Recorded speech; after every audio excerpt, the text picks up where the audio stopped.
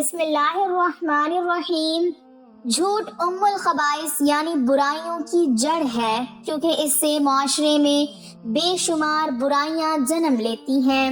رسول اللہ صلی اللہ علیہ وسلم فرماتے ہیں کہ سچ کو لازم کر لو، کیونکہ سچائی نیکی کی طرف لے جاتی ہے اور نیکی جنت کا راستہ دکھاتی ہے۔ آدمی برابر سچ بولتا رہتا ہے اور سچ بولنے کی کوشش کرتا رہتا ہے، یہاں تک کہ وہ اللہ کے نزدیک صدیق لکھ دیا جاتا ہے۔ جھوٹ سے بچو، کیونکہ جھوٹ فجور کی طرف لے جاتا ہے اور فجور جہنم کا راستہ دکھاتا ہے۔ آدمی جھوٹ بولتا رہتا ہے، جھوٹ بولنے کی کوشش کرتا رہتا ہے، یہاں تک کہ اسے اللہ کے نزدیک کذاب لکھ دیا جاتا ہے۔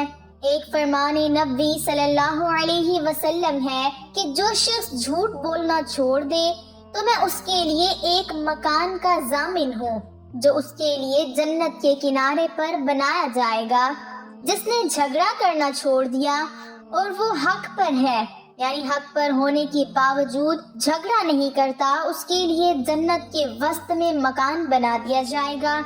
اور جس نے اپنے اخلاق کو اچھا کیا اور اس کے لیے جنت کے اعلیٰ درجے میں مکان بنایا جائے گا۔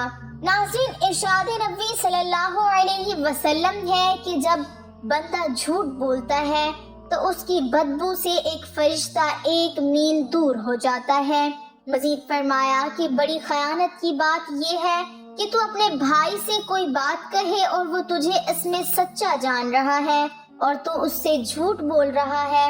آپ صلی اللہ علیہ وسلم کا فرمان عالی ہے کہ مومن کے اتباع میں تمام خصلتیں ہو سکتی ہیں مگر خیانت اور جھوٹ نہیں، یعنی دونوں چیزیں ایمان کے خلاف ہیں، مومن کو ان سے دور رہنا ضروری ہے۔ ایک دفعہ رسول اللہ صلی اللہ علیہ وسلم سے پوچھا گیا کہ مومن بزدل ہو سکتا ہے؟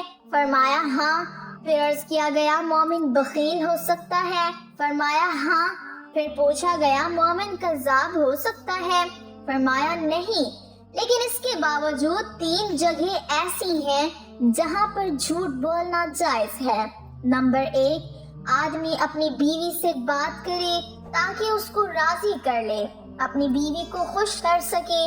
میاں بیوی میں سے ہر ایک کے لیے یہ جائز ہے کہ وہ ایک دوسرے کو خوش کرنے کے لیے ایسی بات کہہ دیں، مثلا دونوں میں سے کوئی دوسرے سے کہے کہ میں تم سے بے انتہا محبت کرتا ہوں، تو یہ جائز ہے، خواہ اس کے دل میں محبت نہ بھی ہو۔ نمبر 2، جنگ میں جھوٹ بولنا تاکہ دشمن کو پسپا کیا جا سکے اور اسلامی لشکر کو کسی بڑے نقصان سے بچایا جا سکے۔ جنگ کے دوران اپنے مقابل کو دھوکہ دینا جائز ہے۔ اسی طرح جب ظالم ظلم کرنا چاہتا ہے، اس ظلم سے بچنے کے لیے بھی جھوٹ بولنا جائز ہے۔ نمبر 3، لوگوں کے درمیان صلح کرانے کے لیے جھوٹ بولنا جائز ہی نہیں بلکہ ضروری ہے، تاکہ 2 مسلمان بھائیوں کے دل میں نفرت کو محبت میں بدلا جا سکے۔ 2 لوگوں کے درمیان صلح کرانے کے لیے جھوٹ بولنا کہ اس کے سامنے یہ کہہ دے کہ وہ تمہیں اچھا جانتا ہے، تمہاری تعریف کرتا ہے یا اس نے تمہیں سلام کہلا بھیجا ہے، اور دوسرے کے پاس بھی اسی قسم کی باتیں کرے تاکہ دونوں میں عداوت ختم ہو جائے اور صلح ہو جائے۔ رسول اللہ صلی اللہ علیہ وسلم نے ایک بڑھیا سے فرمایا کہ بوڑھی عورتیں جنت میں نہیں جائیں گی۔ پھر اس کے پریشان ہونے پر وضاحت فرمائی کہ میری مراد یہ ہے کہ جنت میں سب جوان ہو کر جائیں گے، بڑھاپے کی حالت میں کوئی بھی جنت میں نہیں جائے گا۔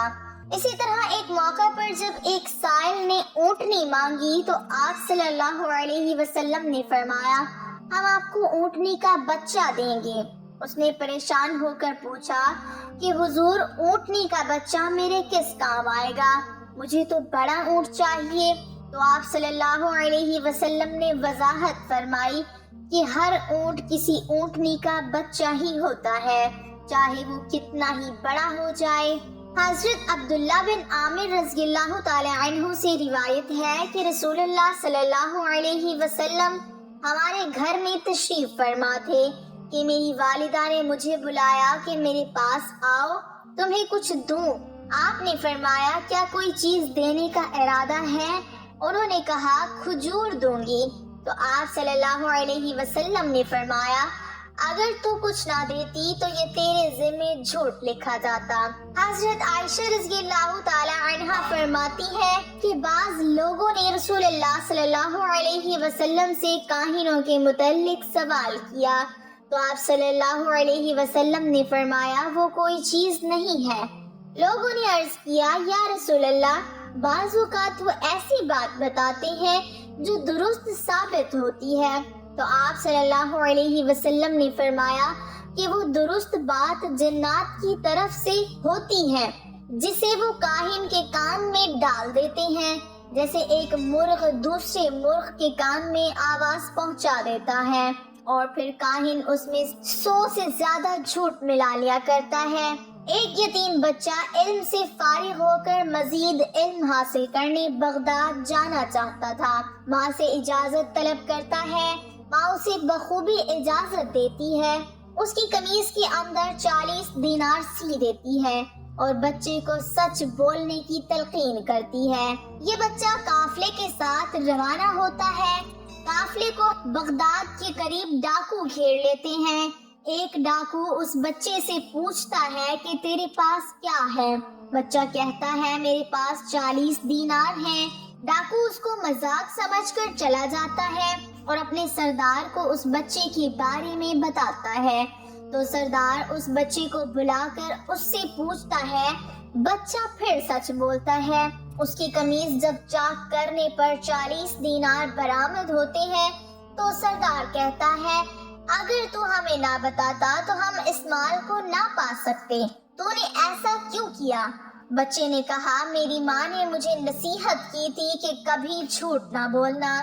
سردار نے یہ سنا تو اس کے دل پر چوٹ لگی اور زار و قطار رونے لگا اور کہنے لگا کہ بچے تو کتنا اچھا ہے کہ اپنی ماں سے کیا ہوا وعدہ پورا کر دیا، اور ہم کتنے برے ہیں کہ اللہ سے کیا ہوا وعدہ پورا نہیں کر رہے اور مخلوق کو لوٹ رہے ہیں۔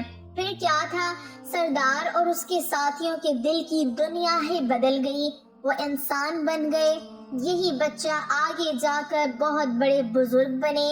آج دنیا جنہیں حضرت شیخ عبد القادر جیلانی رحمت اللہ علیہ کے نام سے جانتی ہے۔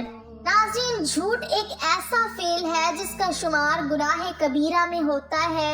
قرآن مجید میں ارشاد باری تعالیٰ ہے بے شک اللہ اس کو راہ نہیں دکھاتا جو جھوٹا ہے۔ جھوٹ کے لیے عرب میں کذب کا لفظ استعمال ہوا ہے اور اس کے معنی جھوٹے اور جھوٹ بولنے والے کے ہیں۔ جھوٹ ایک ایسی برائی ہے جس سے دوسری تمام برائیاں نکلتی ہیں، اس لیے جھوٹ کو تمام برائیوں کی جڑ بتایا گیا ہے۔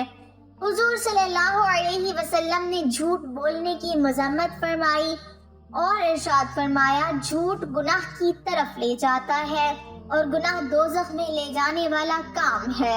حضور صلی اللہ علیہ وسلم نے منافق کی ایک علامت یہ بھی بتائی ہے کہ جب منافق گفتگو کرتا ہے تو جھوٹ بولتا ہے، اور منافق چونکہ دل میں کچھ اور رکھتا ہے اور زبان پر کچھ اور لاتا ہے، اس لیے وہ جھوٹا منافق قرار پائے گا۔ جھوٹ بول کر سودا بیچنا حرام ہے۔ اس میں ایک تو جھوٹ بولنے کا گناہ، دوسرے مسلمان کے ساتھ دھوکہ اور فریب کرنا۔ حضور صلی اللہ علیہ وسلم کا ارشاد ہے تاجر لوگ قیامت کے دن بدکار ہونے کی حالت میں اٹھائے جائیں گے سوائے اس شخص کے جو نیکی کا کام کرے، مثلاً صدقہ و خیرات دیا کرے، سچ بولے۔ حضور صلی اللہ علیہ وسلم نے ارشاد فرمایا اللہ تعالیٰ قیامت کے روز تجارت میں جھوٹی قسمیں کھانے والوں سے نہ گفتگو کرے گا، نہ اس کی طرف توجہ فرمائے گا اور نہ اسے پاک کر کے جنت میں داخل کرے گا، کیونکہ وہ شخص جھوٹی قسم کے ذریعے اپنے مال و تجارت کو فروغ دینے والا ہوگا۔ حضور صلی اللہ علیہ وسلم نے ارشاد فرمایا سچا اور امانت دار تاجر قیامت کے دن نبیوں، صدیقوں، شہیدوں اور ولیوں کے ساتھ ہوگا۔ وآخر دعوانا الحمدللہ رب العالمین۔ ناظرین ہم امید کرتے ہیں کہ آپ کو آج کی ہماری یہ ویڈیو پسند آئی ہوگی، اور اگر آپ کو ہماری آج کی یہ ویڈیو پسند آئی ہے تو ہمارے چینل کو سبسکرائب کریں اور ساتھ ہی لگے بیل کے بٹن کو بھی پریس کر لیں تاکہ فیوچر میں آنے والی ہر نئی اور معلوماتی ویڈیوز کا نوٹیفیکیشن آپ کو بر وقت ملتا رہے۔ اللہ تعالی ہم سب کا حامی و ناصر ہو، آمین ثم آمین۔